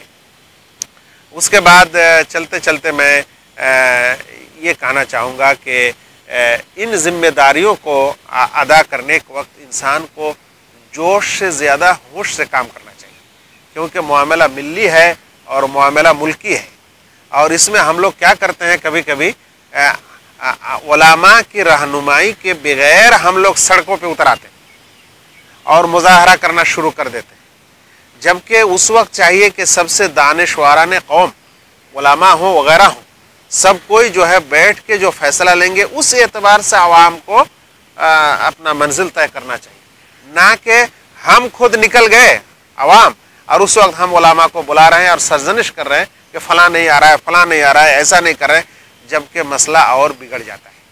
تو یہ سب سوچ بوجھ کے کرنا چاہیے، اور کسی بھی ملک میں جہاں مسلمان اقلیت میں ہوں تو چاہیے کہ وہاں اس ملک کا جو دستور ہے، جو نظام ہے، قانون ہے، اس کے حدود میں انصارے کی کوشش کرے، اس کے اوپر اٹھ کے اگر کام کرنے کی کوشش کریں گے تو مسائل اور خطرات زیادہ پیدا ہوتے ہیں۔ شاید اتنا ہی میرے ذہن میں آیا کہ اس بارے میں بات کروں، جیسا کہ میں بتایا کہ میں اپنے آپ کو اس کا حل نہیں پاتا، پھر بھی جو ہوا اللہ تعالیٰ ہمیں سمجھنے اور عمل کرنے کی توفیق عطا کرے۔ شکریہ اللہ، جزاکم اللہ تعالیٰ احسن الجزا، جیسے شیخ محترم بتا رہے تھے۔ اور محترم ناظرین، اور ایک چیز ہم واضح انداز میں آپ تمام لوگوں کے سامنے ہم کہنا چاہیں گے کہ یہ جو مولانا کی جماعت آج جو ہمارے سیمانچل گیان کیندرا منچ پر موجود ہیں، یہ سارے کے سارے ممتاز علماء اکرام ہیں، اور علم کے میدان میں اپنے آپ میں ایک سمندر جیسا ہے۔ یہ جو سیمانچل گیان کیندرا جو ہمارا ایک سوشل میڈیا پلیٹ فارم پر نارتھ ایسٹ انڈیا کا سب سے بڑا پلیٹ فارم ہے، سیمانچل گیان کیندرا کے تمام لوگ ایڈیٹوریل بورڈ کے تمام ڈائریکٹر لوگ ہیں، اور یہ جو ہے اس طرح کے پروگرامز ہم آگے بھی کریں گے کہ شادی وواہ اسلام کا ایک بہت بڑا اہم رکن ہے، بہت بڑا سنت بھی ہے، لیکن شادی وواہ کے موقع پر عام طور پر یہ دیکھا بھی جاتا ہے کہ بھائی دہیج یا دہیج کا نام بدل کر کے تحفہ، یا پھر داماد کو نہیں بیٹی کو اس طرح کے جو موٹر سائیکل اور گاڑیاں اور طرح کی چیزیں جو دینے کی رواج ہے، جس سے عام طور پر غریب طبقے کے لوگ مر جاتے ہیں، ان کی بیٹیاں گھروں پر رہ جاتے ہیں۔ تو کیا یہ جو ہے اس طرح کے نام اور نہاد کے ساتھ جو ہے اگر مولانا کے گھر میں ہو، ایک غیر مولانا کے گھر میں ہو، یا مسلمان کے لیے کیا یہ لائق اور زیبا ہے کہ اس طرح کی چیزیں اگر لیتے ہیں مختلف ناموں سے تو یہ جائز ہے؟ یا پھر اگر لوگ لیتے ہیں تو اس طرح کے محفل میں علماء کا جو نکاح پڑھانے کے لیے جو قاضی صاحب جاتے ہیں، ایسوں سے بائیکاٹ کرنا کیا ضروری ہے؟ یہ ان کی عالم کی ذمہ داری کی کیٹیگری میں آتا ہے؟ آئیے جانتے ہیں مولانا سے. جی یہ بہت ہی اہم سوال ہے کہ علماء کرام لوگوں کو بھلائی کا حکم دیتے ہیں لیکن اس پر وہ خود عمل نہیں کرتے ہیں، یا برائی سے روکتے ہیں لیکن اس پر وہ خود عمل کرتے ہیں. تو میرے بھائیوں، علماء کرام کا لوگوں کو بھلائی کا حکم دینا اور خود اس پر عمل نہیں کرنا، یا برائی سے روکنا اور اس برائی کا خود ارتکاب کرنا، سماج پر اس کے برے اثرات مرتب ہوتے ہیں اور لوگوں کے دلوں سے علماء کرام کی عزت، توقیر اور احترام ختم ہو جاتا ہے. یہی وجہ ہے کہ آج عوام الناس کا ربط علماء کرام سے کم ہو رہے ہیں، دوری پیدا ہو جاتی ہے علماء کرام اور عوام کے بیچ. اور یہ عمل کہ علماء کرام لوگوں کو بھلائی کا حکم دے، برائی سے روکے، لیکن وہ خود اس پر عمل نہ کرے، ایسے لوگ اللہ سبحانہ و تعالیٰ کے نزدیک بھی مبغوض ہیں. اللہ رب العزت کا فرمان ہے، یا ایھا الذین آمنوا لما تقولون ما لا تفعلون، اے مومنو تم ایسی بات کیوں کرتے ہو جس پر تم خود عمل نہیں کرتے ہو. اور ایسے دعات کا انجام قیامت کے دن بھی بہت برا ہونے والا ہے. نبی کریم صلی اللہ علیہ وسلم کا فرمان ہے، متفق علیہ روایت ہے، کہ کل قیامت کے روز ایک شخص کو دوزخ میں ڈالا جائے گا، فیجتمع الیہ اہل النار، اور دوزخی اس کے ارد گرد جمع ہوں گے اور اس سے سوال کرے گا، یا فلان ما لکا، اے فلاں آپ کو کیا ہو گیا ہے؟ الم تکن تأمر بالمعروف وتنہی عن المنکر، کیا آپ دنیا کے اندر لوگوں کو بھلائی کا حکم نہیں دیتے تھے، برائی سے روکتے نہیں تھے؟ تو ان کا جواب ہوگا، بلا ایسا ضرور کرتا تھا، کنت آمر بالمعروف ولا آتیہ، لوگوں کو بھلائی کا حکم تو دیتا تھا لیکن خود اس پر عمل نہیں کرتا تھا. وانہی عن المنکر وآتیہ، لوگوں کو برائی سے روکتا تھا لیکن اس برائی کا ارتکاب خود کرتا تھا. تو میرے بھائیوں، آج سماج کے اندر اس کے برے اثرات مرتب ہو رہے ہیں کہ دعات لوگوں کو بھلائی کا حکم دیتے ہیں، برائی سے روکتے ہیں، لیکن وہ خود بھلائی کے کام میں بڑھ چڑھ کر حصہ نہیں لیتے ہیں یا برائی سے اپنے آپ کو دور نہیں رکھتے ہیں. اللہ رب العزت ہم سب کو اس بات کی توفیق دے کہ ہم خود بھلائی کا حکم دے، برائی سے روکے، اور ہم خود بھی بھلائی کے کام بڑھ چڑھ کر حصہ لے اور برائی سے اجتناب کرے، پرہیز کرے. اللہ رب العزت ہم سب کو کہنے اور سننے کے ساتھ ساتھ عمل کی توفیق عطا فرمائے. آمین یا رب العالمین. محترم ناظرین، یہ پروگرام کا جو ہے اب سلسلہ بس ختم کی طرف ہی ہے، اس لیے مولانا عبد الوحید مدنی عبید اللہ سے گزارش ہے کہ ہمارے جنتا کو، عوام الناس کو آپ کچھ چند نصیحتی کلمات پیش کریں تاکہ جو ہمارے لیے ایک مسئلہ راہ بن سکے. جی محترم ناظرین کرام، مجھ ناچیز کو جس چیز کا حکم دیا گیا ہے یا جو سوال ہمارے سامنے رکھا گیا ہے، میں اس لائق نہیں ہوں کہ کسی دوسرے کو نصیحت کروں. تاہم وذکر فإن الذکریٰ تنفع المؤمنین کے کو مد نظر رکھ کر کے دو چار باتیں بڑی مختصر انداز میں آپ کے سامنے رکھنا چاہتا ہوں. دیکھیے، آج کی جو محفل سجائی گئی یا جو پروگرام منعقد کیا گیا، اس کا عنوان تھا علماء کرام کا مقام و مرتبہ اور اس کی ذمہ داریاں. اسی کے حوالے سے دو نصیحتیں آپ کے سامنے رکھنا چاہتا ہوں. اور پہلی نصیحت سب سے پہلے میں اپنی ذات کے لیے اور اس کے بعد جملہ حاضرین اور ہمارے محترم ناظرین کرام کے لیے یہ ہے کہ ہم تمام کو اپنے اندر اللہ رب العالمین کا تقوی پیدا کرنے کی ضرورت ہے. اللہ رب العالمین کا ڈر اور خوف اپنے دل میں پیدا کریں، کیونکہ یہی ایک ایسی صفت ہے جس کے ذریعے سے ایک انسان अल्लाह रब्बुल आलमीन का सबसे मुअज़्ज़ज़, मुकर्रम और मुहतरम बंदा बन सकता है। अल्लाह रब्बुल आलमीन ने कुरान करीम के अंदर इरशाद फरमाया, इन्ना अक्रमकुम इंदल्लाहि अत्क़ाकुम, तुम में से सबसे ज़्यादा मुकर्रम, मुहतरम और मुअज़्ज़ज़ शख्स, बंदा वो है जो अल्लाह रब्बुल आलमीन से डरने वाला हो, अल्लाह रब्बुल आलमीन का तक़वा अपने दिल में रखने वाला हो। और जैसा कि आज की महफिल में आप लोगों ने उलमा इकराम के मकाम व मर्तबा को जाना और उसके अंदर ये बात भी आई कि चूँकि उलमा इकराम अहले इल्म ये अल्लाह रब्बुल आलमीन की मारिफत रखते हैं, इसलिए ये हकीकी माना में अल्लाह रब्बुल आलमीन से खौफ खाते हैं, उनका तक़वा अपने दिल में रखते हैं। मुहतरम नाज़रीन, आपसे गुजारिश ये है कि आप उलमा-ए किराम से अल्लाह रब्बुल आलमीन की मारिफत हासिल कीजिए, दीन के बारे में जानने की कोशिश करें। जो हकीकी उलमा-ए किराम हैं, आलिम दीन है, आप उनकी सोहबत में रहिए और दीन की मालूमात हासिल कीजिए, अल्लाह रब्बुल आलमीन की मारिफत हासिल कीजिए। और इसको अगर हासिल करते हैं तो इससे आपके अंदर भी तक़वा पैदा होगा और आपके दिल में भी अल्लाह रब्बुल आलमीन का खौफ और डर पैदा होगा, जो कि हमारी और आपकी नजात का ज़रिया बनेगा। दूसरी नसीहत ये है कि मुहतरम नाज़रीन, आप तमाम उलमा-ए किराम के मकाम और मर्तबे को आप लोगों ने सुना, और जो इस तरह का मकाम और मर्तबा रखता हो, जो शख्स, जो ज़ात इस तरह की अज़मत का मालिक हो, क़द्र व मंजिलत का मालिक हो, उसका एहतराम करना, उसकी इज़्ज़त करना, ये आवाम के ऊपर वाजिब है। इसलिए उलमा-ए किराम का एहतराम कीजिए, उनकी इज़्ज़त कीजिए। और अगर ऐसा नहीं करते हैं तो हमें ये समझना चाहिए कि ये हमारे अक़ीदे के अंदर किसी न किसी तरीक़े से कमी पाई जाती है, नक़्स पाया जाता है। इसी सिलसिले में इमाम तहावी रहमहुल्लाह ने अपनी किताब के अंदर ज़िक्र किया है कि उलमा-ए किराम का एहतराम करना ये हमारे या मुसलमानों के अक़ीदे का हिस्सा है।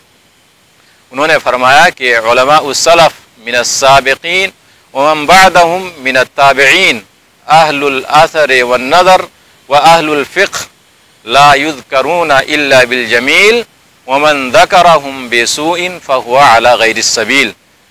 जो ये उलमाए उम्मत हैं, इनकी आप इज़्ज़त कीजिए। जब भी इनका ज़िक्र किया जाए तो खैर के साथ, भलाई के साथ ज़िक्र किया जाए, और जो शख्स बुराई के साथ ज़िक्र उनका तज़किरा करे, उनकी इज़्ज़त के साथ खेलने की कोशिश करे और उनके अंदर कीड़े निकालने की कोशिश करे, तो जान ले कि फ़हुवा अला गैरिस सबील, वो सही रास्ते पर नहीं है, उसके अक़ीदे में किसी किस्म की ख़राबी है, नक़्स है, कमी है, उसे उसकी इस्लाह करनी चाहिए। इसलिए मुहतरम नाज़रीन, हमें उलमा-ए किराम की, अहले इल्म की इज़्ज़त, उनकी तकरीम और करनी चाहिए, उनका एहतराम करना चाहिए और उनके जो हुकूक़ है उनको अदा करना चाहिए। अल्लाह रब्बुल आलमीन से दुआ है कि अल्लाह रब्बुल आलमीन हमें इन बातों पर अमल करने की तौफ़ीक़ अता फ़रमाए। आमीन। व सल्लल्लाहु अला नबिय्यिना मुहम्मद व सल्लम तस्लीमन कसीरा।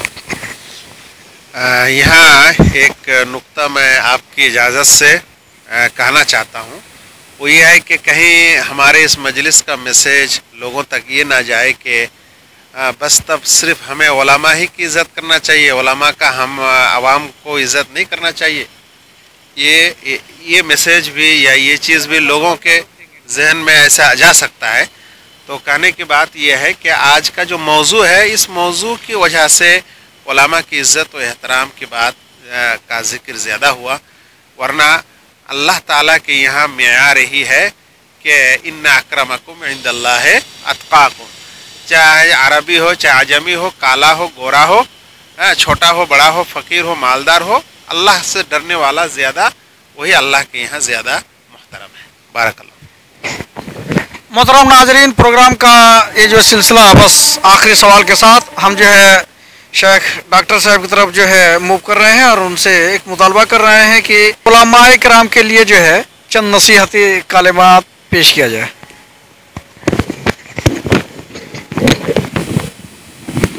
حامد و مسلّیًا اما بعد، یہ بہت بڑا سوال ہے جس کا میں اہل نہیں ہوں، کیونکہ میں خود وعظ و نصیحت کا مستحق ہوں اور محتاج ہوں۔ علماء کو میں نصیحت کرنے کے قابل نہیں ہوں، لیکن چونکہ حکم ہوا ہے اس لیے بطور تعمیل دو چار باتیں۔ سب سے پہلی بات یہ ہے کہ علماء اپنے اندر، اپنے علم کے اندر رسوخ پیدا کریں، الراسخون فی العلم جو قرآن میں کہا گیا ہے وہ بننے کی کوشش کریں۔ نئے نئے مسائل پیدا ہوتے رہتے ہیں سماج میں، معاشرے میں، ملک میں، ملکی ملی ہر طرح کے مسائل پیدا ہوتے رہتے ہیں، تو مسائل کا حل علماء ہی کو پیش کرنا ہے۔ تو علماء کو سب سے پہلے اپنے علم میں گہرائی اور گہرائی پیدا کرنی چاہیے، اپنے اندر رسوخ پیدا کرنے کی ضرورت ہے، تاکہ صحیح قرآن و سنت کی روشنی میں صحیح طور پر مسئلے کا وہ حل اور مسئلے کا جواب دے سکیں۔ دوسری بات یہ ہے کہ جیسا کہ کہا گیا کہ وہ آئیڈیل اور نمونہ بنے، دوسروں کو بتانے سے پہلے خود عمل کر کے بتلائیں، چاہے وہ ذاتی زندگی میں ہوں، گھریلو زندگی میں ہوں، سماجی مسائل میں ہوں، ہر طرح، ہر ناحیے سے، ہر میدان میں وہ خود جو ہے عمل کر کے لوگوں کو بتلائیں کہ یہ صحیح دین ہے، یہ صحیح طریقہ ہے۔ اور تیسری چیز جو ان کی اہم ذمہ داری بھی ہے کہ امر بالمعروف اور نہی عن المنکر کا فریضہ انجام دیں۔ آج کے دور میں خاص کر کے اور ہمارے اس سماج میں خصوصاً بے شمار برائیاں پائی جاتی ہیں، بلکہ کوئی ایسی برائی نہیں ہے جو ہمارے سماج میں نہ پائی جاتی ہے۔ ہر طرح کی برائیاں عام ہو گئی ہیں، لوگوں کے اندر دین بیزاری، دین سے دوری اور مختلف طرح کی بیماریاں عام ہو گئی ہیں، تو ان برائیوں سے روکنے کی ضرورت ہے۔ جہاں امر بالمعروف یہ ایک حد تک انجام دیا جاتا ہے، لیکن اس وقت جو ہے اس کے ساتھ ساتھ نہی عن المنکر جو برائیاں عام ہو چکی ہیں، ان برائیوں سے بھی لوگوں کو روکنے کی ضرورت ہے اور ان پر پہل کرنے کی ضرورت ہے۔ اور ایک اس سلسلے میں بات یہ ہے کہ علماء چونکہ خود جو ہے سب سے بڑا طبقہ اور سب سے اونچی قدر و منزلت کے مالک ہوتے ہیں، تو علماء آپس میں اختلاف نہ کریں۔ یہ بھی ہمارے ایک سماج کا بہت ہی افسوسناک صورتحال ہے کہ علماء آپس میں اختلاف کرتے ہیں۔ میں اس سلسلے میں یہ کہنا چاہوں گا کہ علماء جب عمل پیرا ہوں گے قرآن و حدیث پر، اپنے علم پر، تو ان کو ایسا نہیں ہونا چاہیے۔ آپس میں ہو سکتا ہے بعض مسائل میں ان کے اندر اختلاف ہو، کسی مسئلے میں کسی کی رائے مختلف ہو، لیکن اس کا مطلب یہ نہیں کہ کسی مسئلے میں رائے کے مختلف ہونے کی وجہ سے وہ آپس میں اختلاف کر بیٹھیں۔ زندگی کے ہر شعبے میں، تمام مسائل میں ایسا نہیں ہونا چاہیے، بلکہ اس کے بھی آداب ہیں، اختلاف کے بھی آداب ہیں، تو علماء آپس میں اختلاف نہ کریں۔ اور ایک اور اہم بات یہ ہے کہ علماء جیسے ڈاکٹرز ہوتے ہیں بیمار لوگوں کے ساتھ، تو بیماریوں کی تشخیص پہلے ہونی چاہیے کہ کیا بیماری ہے، اور اسی حساب سے ڈاکٹر دوا دے گا، تب جو ہے اس پر اثر ہوگا اور وہ اس کی بیماری دھیرے دھیرے ٹھیک ہوگی۔ تو اسی طرح سے علماء کو بھی ہونا چاہیے کہ سماج میں جو برائیاں ہیں، بیماریاں ہیں، وہ کیا ہیں، اس کی تشخیص کرنا ضروری ہے، اور پھر دھیرے دھیرے اس کا جو ہے علاج بتایا جائے۔ اور خاص کر کے عوام میں علماء کو اپنا اعتماد بحال کرنے کی ضرورت ہے، عوام کو اپنے سے قریب کرنے کی ضرورت ہے۔ جس طرح سے عوام علماء سے دور ہوتے ہیں، تو علماء بھی عوام سے دوری اختیار کرتے ہیں، یہ بھی نہیں ہونا چاہیے، بلکہ چونکہ وہ مریض ہے بیچارہ، بیماریاں ان کے اندر موجود ہیں اور وہ عوام ہیں، اتنا نہیں جانتے ہیں، اتنی ان کو سمجھ نہیں ہوتی جتنی علماء کو ہوتی ہے۔ اس لیے علماء کو اس سلسلے میں غور و فکر کرنے کی ضرورت ہے، اور عوام کے مسائل کو، ان کی بیماریوں کو اچھی طرح سمجھ کر کے اسی حساب سے ان کو دوا دینے کی ضرورت ہے۔ تو اپنے سے قریب کریں اور ان کو پیار سے، نرمی سے سمجھائیں کہ یہ برائی ہے اور اس کو نہیں کرنا ہے، قرآن و حدیث کے خلاف ہے، دین و ایمان کی اہمیت بتانے کی ضرورت ہے۔ تو پیار اور محبت سے اور بہت ہی نرمی سے عوام کے ساتھ سلوک کرنے، برتنے، اور خاص کر کے جو اللہ کے رسول صلی اللہ علیہ وسلم کے اخلاق تھے، اچھا نمونہ تھا آپ کا، تو اس پر عمل پیرا ہوتے ہوئے ہم علماء کو आवाम के साथ भी मामला करना चाहिए और उनके अंदर जो है दीन का काम करने की ज़रूरत है। अल्लाह रब्बुल आलमीन से दुआ है कि हम सबों को कही हुई तमाम बातों पर अमल करने की तौफीक अता करे। व आखिर दावाना अल्हम्दुलिल्लाहि रब्बिल आलमीन।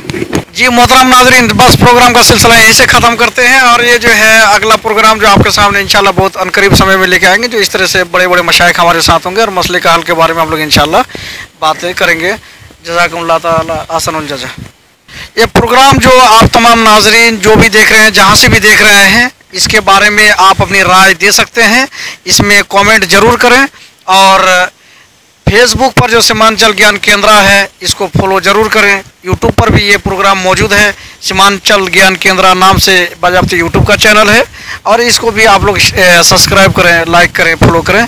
और मज़ीद इसके बारे में अगर कोई वजाहत की ज़रूरत आप लोग और महसूस कर रहे हैं या इस सिलसिले में और दीगर सवालात आपके जहन में आ रहे हों तो आप कमेंट के शक्ल में ज़रूर पेश करें। आपकी बातें ले जाएगी और आपकी बातों को लेकर के मैं फिर इस तरह के मसाइल के पास पहुंचूंगा इंशाअल्लाह, जो बड़े रिसर्चर लोग हैं और अपने आप में मुमताज़ होने का हक भी रखते हैं इल्मी मैदान में खास करके और दीगर मामलात में भी। और ये जो है इस तरह के मसाइल के पास हम आकर के आपकी बातों को पेश करके हल करने का ज़रूर कोशिश करेंगे। हमें दे इजाज़त, फिर मिलता है अगले एपिसोड में। अस्सलामु अलैकुम व रहमतुल्लाहि व बरकातुहू।